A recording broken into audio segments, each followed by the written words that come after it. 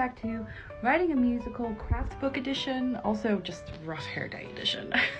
It's the 1st of September, 2:55 p.m. and officially 2 weeks before we hear back from BMI. I haven't streamed the last 3 days, both due to personal reasons, taking Jack to the vet. I got back from seeing my mom on Monday, and also because today is a Twitch-wide strike, so you know, you gotta support, because hate rates are very real. But anyway, during that time, I just can't stop working on the musical, even though I do try to do most of it live. So I decided that during this time I would do more craft book, you know, more like learning to do the thing rather than like doing the thing. So that means that I finally finished reading The Secret Life of the American Musical, How Broadway Shows Are Built by Jack Vertiel. This is literally one of the most wonderful and helpful resources I've, stumbled on so far in preparation for writing my musical. If this is something that you want to do, like writing your own musical or just understanding form of the musical theater, especially American musical theater, better, I highly, highly recommend it. It actually really helped that I either performed the most of the works that he references in this or know them very well.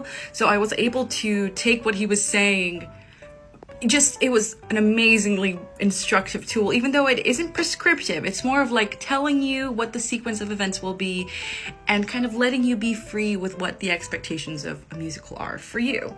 Although there is always an underlying form from, Carousel to Hamilton. They're actually way more related than we think. So 2 things came out of reading this show. The first is that I got some revelations for my own show. I think the structure and what it's lacking from that first act when I was talking to John, I think this will help me solve that issue. And secondly, it really made me want to watch Sweeney Todd. Now, they took the George Hearn, Angela Lansbury National Tour version off of YouTube, and the version that I had since I was a teenager is no longer accessible to me because I'm not at my mom's house. And for some reason, just streaming it anywhere, even if you want to pay, is impossible. Broadway HD does not have it for some reason. So to satiate my need, I went to an old favorite of mine, the actual movie version from 2007. As someone who didn't grow up with musical theater, that was actually my first exposure to Sondheim's work in any way, and it holds a very dear place in my heart. And when I was a teenager, I really thought it was the perfect adaptation of a show that I found way too stuffy. It's just the truth. But after reading this book and understanding form better and just noticing how much effort went into making Sweeney Todd the horror spectacle that it is, I realized that now I understand why theater people were so mad that so much of it was cut. I might even want the chorus back. Who knew? Not like 14-year-old me, that's for sure. Now, I do have revelations about my own musical, but for right now, they're really just vague ideas, so I'll talk to you about that later. Hi, I'm Maiga, and welcome back to Writing a Musical. Stream just ended. It was really, really fun. And let me catch you up on everything we did today. It was actually quite a revelatory, revealing day. As I talked about yesterday, I did finish The Secret Life of the American Musical, and now that I'm done reading it, it's time to, notate it. During the stream, I worked through 2 and about a half chapters, covered chapter 3, the famous I Want song, chapter 4, the conditional love song, and then its cousin, the aftermath song, and then chapter 5, the noise. Now, of course, each musical tackles these beats differently. It's like every movie, like they might follow a certain arc, but they don't all solve the problem the same way or tell the story the same way. So it's very interesting to kind of look at the bones and the structure of a musical, and then being able to listen to a show, or in my case, work through my own show and realize the reason that it wasn't working, the reason that Act 1 wasn't working when John told me, was because I was missing these pivotal sections and just character understanding, like Alejandra, who is she? Why is she fighting? And that's something that I thought I'd answered, but I hadn't. I hadn't actually answered, what does she want? It was more of like, what does she need? Like I knew the ending, but I didn't know how to get there. But anyway, talking about John, forgive the noise outside, but today is September 2nd, which means not only that there are 100 days left before draft 1 of my musical is due, but also that it's Thursday, which means lessons with John. So because this week I really dedicated myself to just reading this and understanding it as best as I can, I didn't really come with anything plot related to the musical for our lesson, but I did come with a lot of questions and concerns and just areas that I knew that needed fixing. So I think we finally reached a better understanding of Alejandra, like wants to be herself, but how do we personalize that, And I think we reached the conclusion of coffee shop for for metaphor. Using the coffee shop as a way to measure progression, but also to measure, you know, Alejandra's journey from beginning to end. I think that really clicked it for me, and it's going to be something I'm very excited to draft as soon as I'm done kind of writing and annotating this book.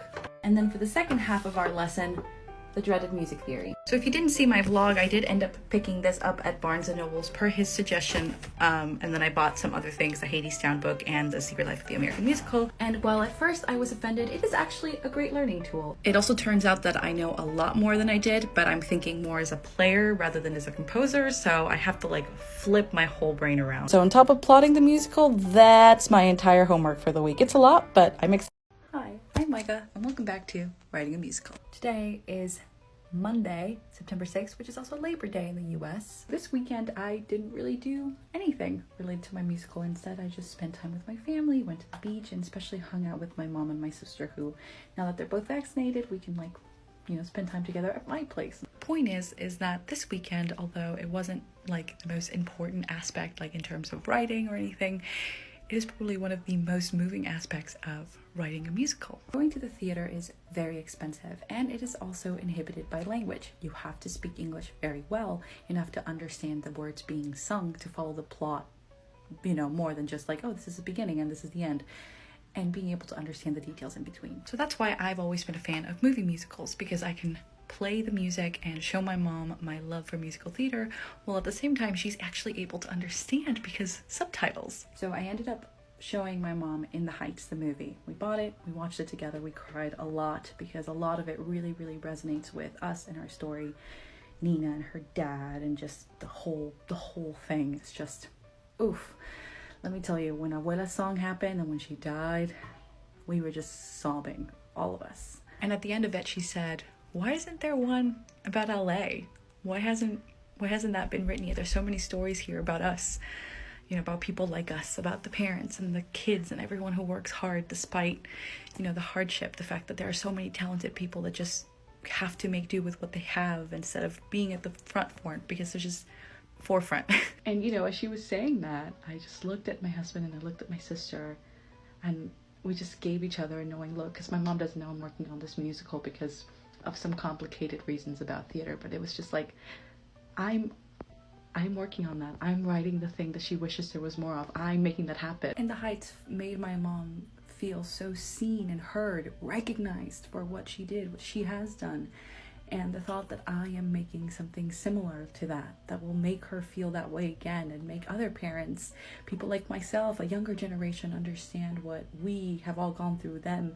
It's just this incredible responsibility, but also this itching thing that has to get done. So even though this weekend I didn't do anything to work on anything, and I just rested, I'm just itching to get back, because now I just think of my mom saying that to me, of her saying, ¿por qué no escriben lo que pasa en Los Ángeles? ¿Por qué no escriben nuestras historias de aquí? Hay tantas historias en Los Ángeles, aquí en donde vivo. And that just fuels me, and I hope it fuels you too. Write yourself into existence. It's the only thing we can do. They cannot deny all of us if we all do. On this episode of The Life of a Musical Theater Songwriter, now after I recorded that amazing, inspiring thing for myself, like, I'm gonna make my mom so happy, turns out I got really sick. Luckily not COVID, but I have been unable to do anything for like a week. It's just like a really bad cold.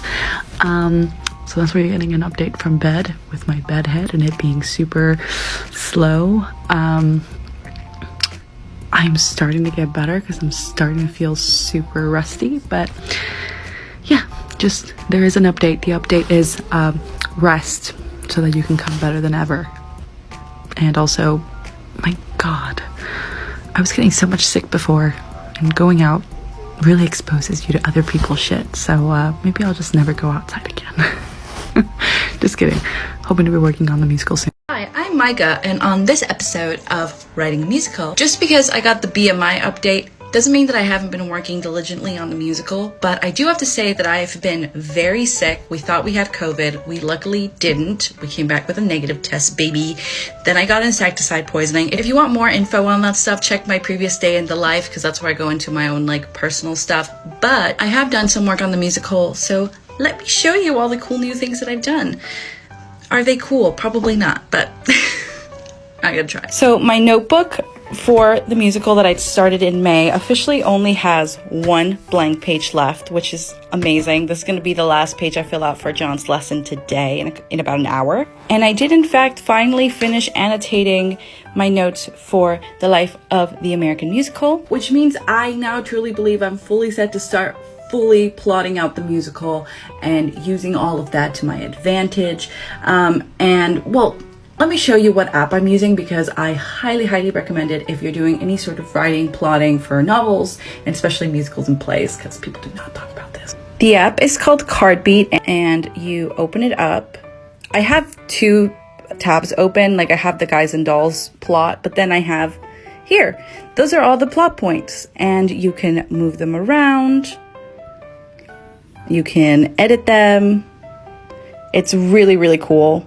It gives you way more mobility than I was expecting, because look, I was doing it with Post-its and it is not the move. As I talked about before, I've really relied on the Guys and Dolls plot because A, I know the musical very well, and also B, I aspire for the A plot and the B plot to affect each other in that way. So I'm trying to map it out and create my own version of that while adding some depth so that it's not, you know, a 40s comedy musical. And it's definitely more of like this gay queer coming out story while also having this overarching plot about the coffee shop and gentrification and whatever. Unfortunately, this whole process has been easier said than done. And I really don't have a plot still. I have been thinking and like scratching my head about this plot for weeks, and I haven't come up with anything compelling yet, although I do think I'm closer to fleshing out the A plot than I've ever been. So anyway, yeah, those are all the updates. Sorry I've been missing, but it probably doesn't feel like that for you on TikTok because I am so behind on posting. Hi, I'm Maiga, and on this episode of The Life of a Musical Theater Songwriter. This is so obnoxious. Today is the 16th of September, which means that we found out about BMI yesterday. Spoiler alert. Now, usually for these BMI updates, I have like live reaction footage, but yesterday was not an ideal day because just let me show you. I went to the hospital for accidental insecticide poisoning, which is a dumb story for another day. And that is the reason that I didn't get any footage. Like after I was discharged from the ER, I went to Chipotle and got some food. It was about like 7 p.m. and the results hadn't come in yet. 7 p.m. Pacific, which was like 10 p.m. Eastern time. And they were supposed to get back to us by the 15th. So I was starting to get a little bit worried, to say the least. But then as I was eating food, I got the email and I had my husband read it first. And baby, we got the audition. Woohoo! Like, yeah, we got it. Ha! I am going to be talking about it with John today since we have lessons with John because it's Thursday. And to be honest, I think for right now, I think that I'm going to accept the audition if I can find a place to live that's close enough to New York City. Because of the COVID restrictions and because of how crazy the timeline is this year, they're being very stringent about being very close to New York City. I was originally going to live like, you know, in Maryland or something and commute over there, but it's already behind a couple of months. Like we should have been in the program like already by this month. And honestly, the only thing I can do and I can control is practicing and doing my best. So the practice vlogs are going to be back. And more than anything, I just feel so validated that I made it through the screening process. Like this year, there have been more applications to the BMI Musical Theater Workshop than ever before. And I still made it through. And you know, no matter what happens from here, that is still such a huge validation to me for someone who isn't like classically musically trained, somebody who, you know, has kind of their own original voice in a way that isn't very musical theater-y.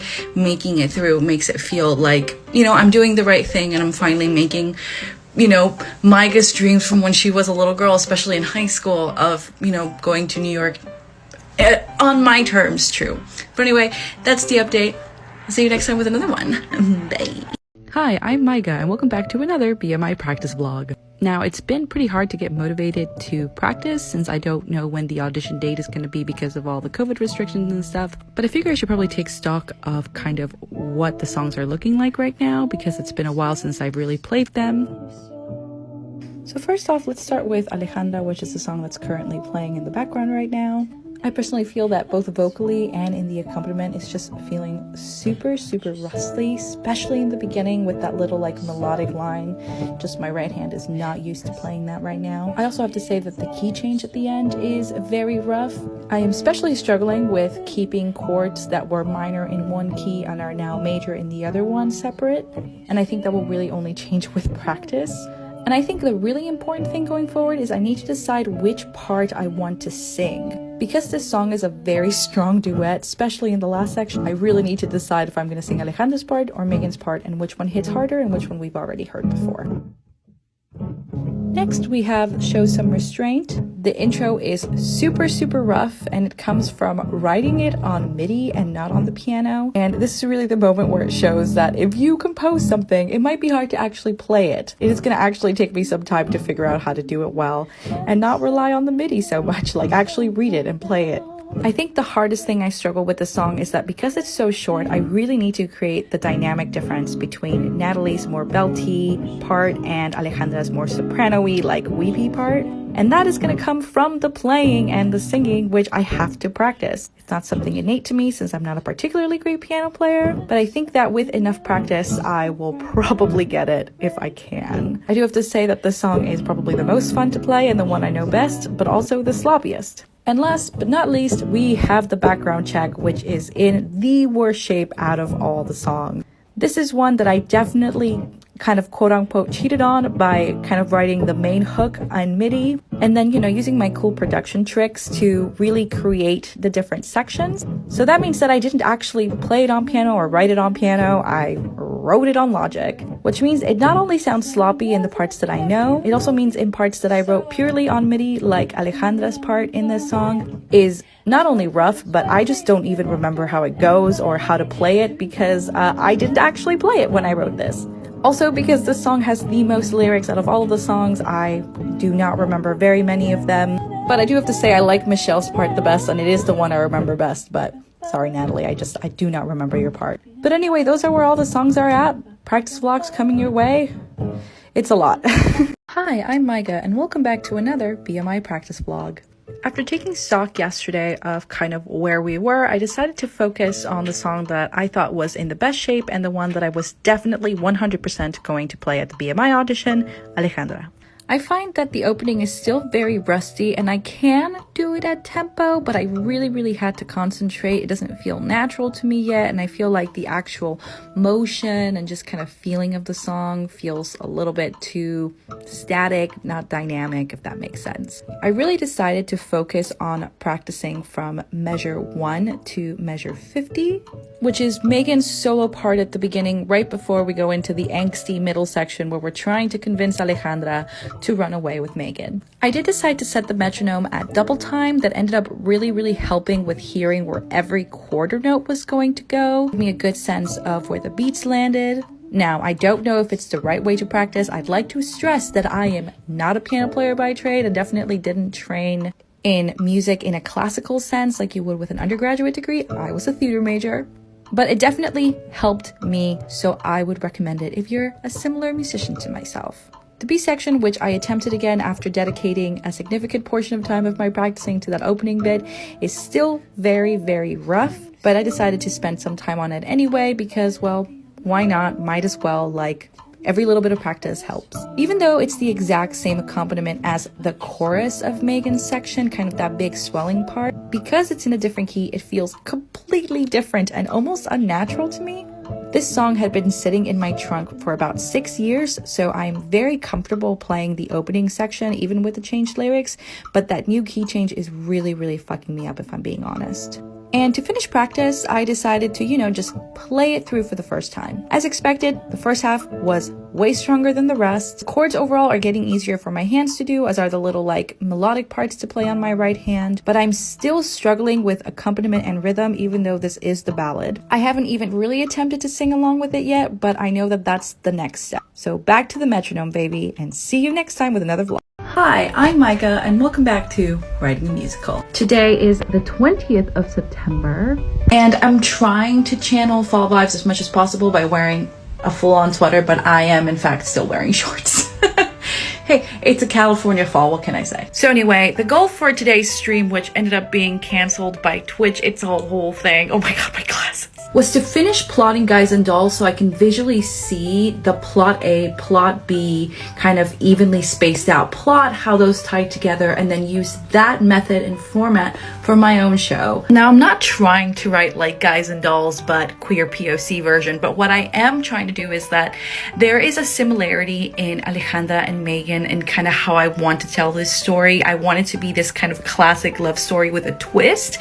And I think that, you know, I was in Guys and Dolls when I was in high school. I played Adelaide, and I don't know, that I'm just really familiar with the score, with the show, and I think that really helps me kind of ground me, because so far plotting the show without using any sort of grounding or understanding of expected beats in a musical has been absolutely abysmal. For the app I'm using, Cardbeat, I have officially mapped out the whole thing. Act 1 has 30 beats and Act 2 has 22. This is the legend I'm using, with having both plots be gray and orange. Plot A, which is Sky and Sarah, be purple and pink, and then plot B, green and blue for Nathan and Adelaide. So visually, like, you can definitely see that Act 2 is just wrapping up material by mixing both of the couples together, whereas Act 1 is definitely setting up the different couples and the expectations for each of them. So I think the next step from this is to take the beats that I like and I want to include in the songs that I've written, like Alejandra, the background check,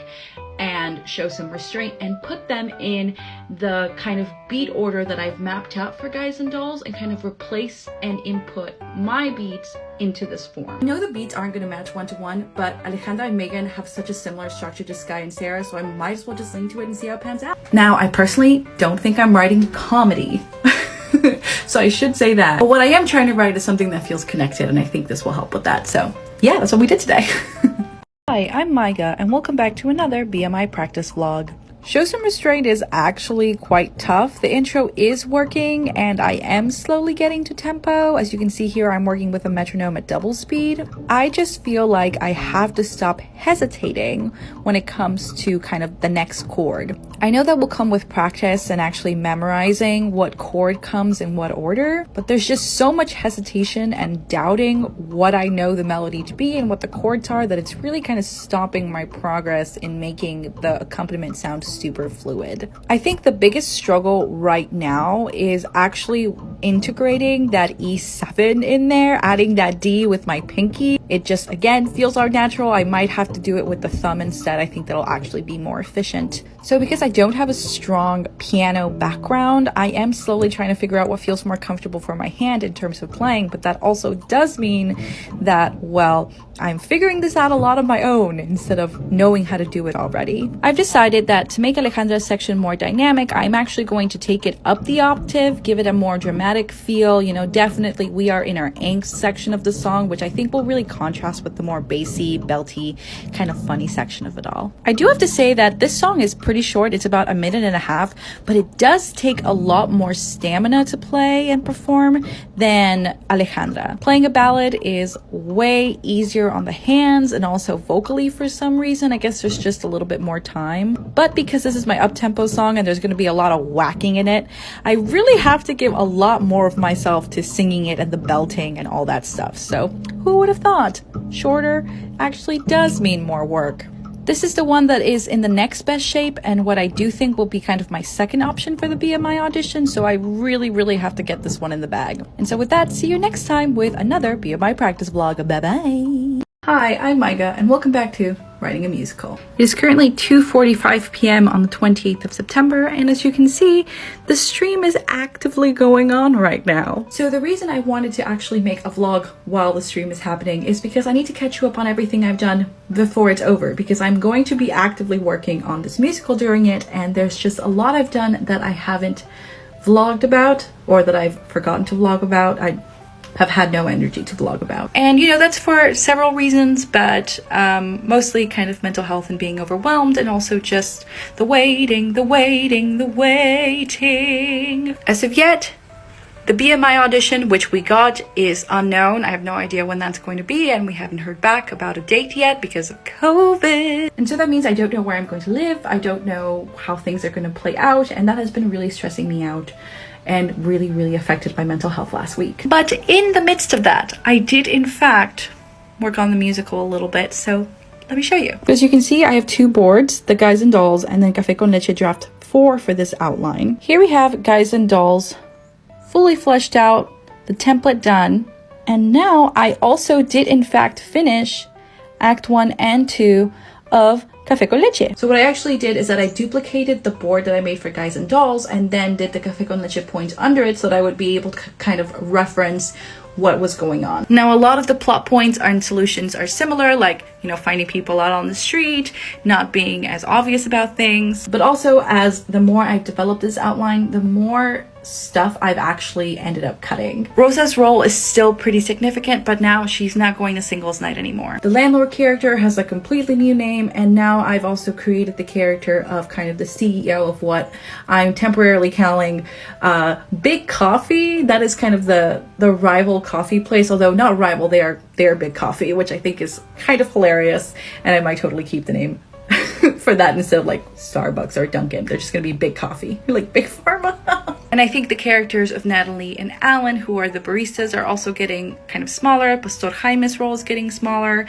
And just overall, I think there's going to be a lot of kind of smaller roles, but the big roles are essentially getting bigger. Yesterday, I actually started typing out what I had written out here in the boards, and it is currently sitting at 6 pages with Act 2 yet to be fully written out and decompressed. I just have some like basic thoughts about it. So my goal for this stream is to actually be done with the outline, or as done as I can be, and then present it to John on Thursday. More updates / what's going to be in the outline in that vlog. Hi, I'm Maiga, and welcome back to Writing a Musical Part 2. 3 hours have passed, and it is now 5 p.m. on the 28th. It is definitely fall because it's starting to get dark and cloudy, and if you're from SoCal, you know it's getting smoky. The smell of fire, baby. I would show you what I got done during the stream and the usual things that I do, but let me show you what my desktop looks like right now. I use Audition for my freelance job, and well, she's struggling. But the thing that I did get done during the sprint is fully, officially finished drafting it. I not only read it to the people that were on stream, we had about 10 people left by the end of the 4-hour stream today, but also what was really good is that I think I've made the motivations of each character way stronger than they've ever been in any of the drafts. And I also feel like I am bringing in a lot of themes that I want to talk about, like identity and sacrificing yourself for others, or sacrificing yourself to reach the pinnacle that you want, and kind of bringing these moral lessons that musicals do in a way that feels good, that feels true to what I want to say. I honestly have to say the hardest thing about plotting and just putting everything in order of what needs to get done is making sure to close satisfactorily like every strand and loop that you have open. So here I have the end of Act 2, trying to resolve everything that I kind of fucked up in Act 1. And by fucked up, I mean like purposely messed up, so my characters, you know, go through a bit of a struggle. But a lot of things that I know are going to be solutions for Act 2, like for example, Megan having a bit of a trust fund from her white dad, and Cartwright, aka Megan's boss, deciding to offer Alejandra a partnership, which will then keep the coffee shop open, which will then kind of solve a lot of the problems, and then having Alejandra and Rosa's relationship not only fall apart, but also come back together by the end of the show, and that being kind of the main relationship that resolves, and then having a compelling ending at the end where it doesn't end in marriage, but now it's going to end with a proposal, which makes me super excited. A lot of the solutions in Act 2 need to actually be set up way earlier in Act 1, so I need to actually write them in. You know, I can't just like Deus Ex Machina them in. So yeah, I think I'm pretty happy with where the outline is going. I clearly need to do a lot more of like zero drafting and making specific choices rather than having just like the plain kind of outline arc that they're going to follow, but we're getting closer, and I really think this is the one that we're going to be kind of perfecting going forward rather than writing from scratch. Hi, I'm Maiga, and welcome back to another BMI practice vlog. And yes, indeed, it has been a week since my last practice vlog, a little bit over a week actually, which does in fact mean I have not practiced in over a week. As I've talked before, it's been very hard to be motivated to practice. But more than anything, that has really kind of affected my mental health. I've recently been feeling really overwhelmed, just lacking motivation, and stressed out about important life things. If I do end up getting it after the audition, I would have to move to New York City from California, and there's a lot of logistical things that I would have to plan for, like my job, where I would live, who would take care of my precious puppy, and all those things. And because I have no idea when the actual audition even is because of COVID restrictions, I don't even know when to buy plane tickets. All of that really affected my ability to practice and my ability to kind of commit to what I need to do. But here I am on the 28th of September trying to force myself to practice, and I'm glad that I did. I did make some progress, but I do want to be upfront about the fact that it's not easy to just practice or not easy to just record yourself doing so. It does actually take time and effort to do all this. And even though I am doing this for me, to keep a log of everything that I'm doing, I just want to remind myself that it's okay to not be okay and not do things. Anyway, in terms of practicing notes, I really need to work on the crescendo, make clearer use of dynamics and build them both vocally and in the accompaniment, and no longer use the pedal for the Natalie section. After meeting with John and getting some notes on my performance, what I really need to work on is on creating attitude and structure without relying on these tricks like pedal or kind of halfway singing. I really have to commit to the whole thing, which means actually whacking the piano with force. And also, more importantly, we are at the stage now where I have to add dialogue to the intro of the song and wherever it fits in the song. This is a musical theater piece. It is not a regular song, which means I have to tell a story. And so with that, see you next time with another BMI practice vlog.